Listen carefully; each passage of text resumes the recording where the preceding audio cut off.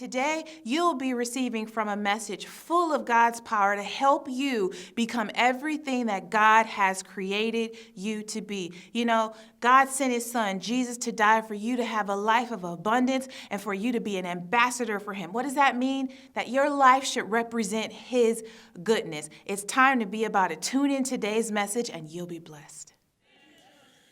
Verse 7, it says this, and the eyes of them both were open, and they knew that they were naked, and they sewed fig leaves together and made themselves aprons, and they heard the voice of the Lord walking in the garden in the cool of the day, and Adam and his wife, they hid themselves from the presence of the Lord amongst the trees of the garden. And the Lord God called unto Adam. He said, where are you? And he said, I heard thy voice in the garden. And here is the first introduction of fear that we see. I was afraid. Why was he afraid? Because I was naked and I hid myself. Adam and Eve bought the contradiction. Have you ever bought something and you got it and you didn't like it? Or nevertheless, women, you can help me. You ever gone to a store where you go try on the garments and they put a skinny mirror in the dressing room and you haven't quite realized, like, this dress make me look good. This is real slim and okay. Then when you get home to a real mirror, you like,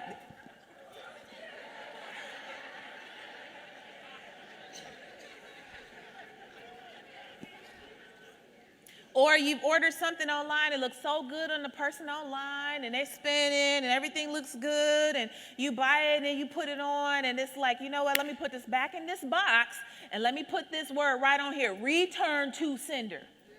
Well, because Adam and Eve bought the contradiction and did not return it to sender, now they're in a place where now they are afraid, and they're hiding from the very person that they need. You know why? Because sin makes man a coward. Because Adam and Eve knew that they had messed up, instead of going to the presence of God, they ran away from it. But I want to point something out to you. God already knew. God did not have to show up in that garden and say anything to them to know what they had done. God was not on vacation. He sees what you think even before you did it. But God still showed up in the garden looking for his man. And I say that to those of you who you got some mess in your life and you're using that as an excuse to not run to God. If he showed up for Adam and Eve, who had listen, if I was God, I'd have been through right there. Like, you don't even know what struggle. You know, it's like when your kids try and go off on you and you like, do you pay any? I'm already giving speeches like that to my child because he can't even talk yet, but he got a nerve to have, I'm like, is that a little attitude? And I'll go right back. Excuse me, who you talking to? Shimmy. You can't even go to the bathroom by yourself. What you talking about? I mean, you know.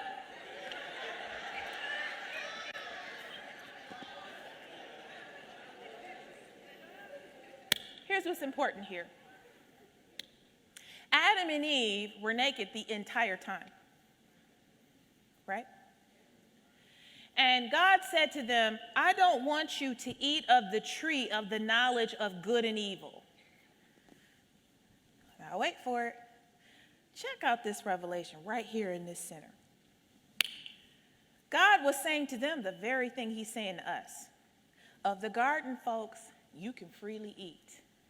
But of the tree of the knowledge of good and evil, you shall not eat, lest you die. Well, God is not the author of confusion. He's not the author of death, right? But sin is. So if Adam and Eve were naked before and naked after, what was the difference? What was the difference there? Before they ate of the fruit of the knowledge of good and evil, the only voice that they had accepted besides the serpent at that time that tricked them to that was what God said.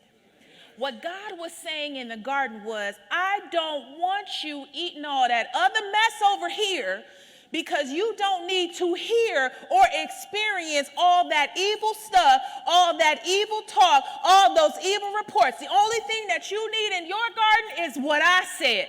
I said, don't eat it. That's all you need to know. And the serpent came around and said, you know what? I can't get them into fear if I don't introduce a contradiction. So if I can get them to eat this so they can start to see and understand some more things that they're not supposed to have experience with, then that's going to produce a contradiction. And now they're going to be afraid that what God said about their life really isn't true. And Jesus died to get us out of that position, but we live in that position so many times. Because you think you know better, or because someone else said this over here. If it's not what God said, return to sender.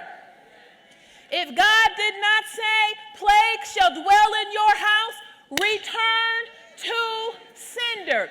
If God did not say cancer is going to kill you, return to sender.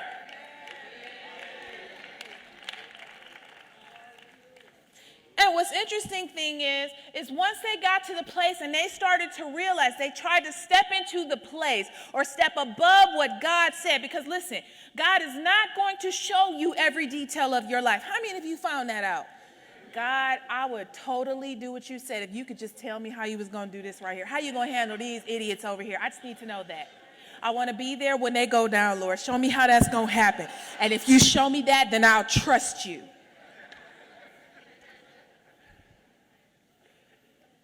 But here's the interesting thing, is once they got out and started, they bought the contradiction, they accepted the contradiction. Now instead of before, they were living in a garden where Adam just woke up and he had a woman from a nap.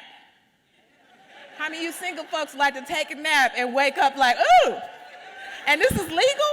Oh, okay. Eve, the first time she opened her eyes, she had a man who had a job and a relationship with God and a future.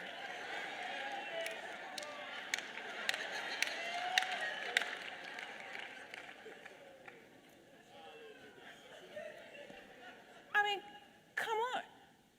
So now that they've gotten in this position, they did what so many of us try to do. They tried to use their skill and their talent and their education and their knowledge to fix the situation. So they start sewing together fig leaves. Now, how many of you know clothing made? If I offered you some undies that were made out of leaves and sticks, how many of y'all would sign up for that? And even after they made those fig leaves to cover themselves, to cover the shame that came with that decision, it still wasn't good enough, and they continued to get further and further into fear. Accepting the contradiction. They didn't need the tree of the knowledge of evil. They didn't need all that information. All they needed to know is what God said. I'm going to say this to you, and this may seem simple to some, but this revelation, if you get it, can change your life. Stop. Once you've heard from God, once you've identified what God says about a situation, stop seeking other people's opinions about the situation. So many people get caught up, well, so I met this guy. He is so great. I dated that Christian guy, and he had a mean streak. This guy is nice. He's nice to his mama. He has a job. He treats me better than anybody. He makes me feel, but he doesn't stop me from going to church. In fact, he says he's attracted to that, but he just doesn't believe in God. But everything else is there, girl. Really. Maybe God sent him because he knew, since he respects me for church, that he'll come with me, or what they say at church, if your man ain't saved, then go home and do right, so then he'll want to find out what you hearing here, and what you think? Yeah, girl, because men out here is short. Listen, you better grab them while you can, because some of these crazy Christian guys, these guys in the church, and you done listen to all this stuff, and then you done got into this situation. that's costing you all these different sorts of things. And then here you are 5 years down the line asking God, why did he allow this to happen? Get rid of the contradiction. I hope you enjoyed today's podcast. I want to invite you to subscribe as well as visit our website at michelleferguson.org. We have some materials there that can help you as you walk through life, live the life that God created for you. As always, I'm Michelle Ferguson, helping you to discover, develop, and celebrate who God has created you to be. See you next time.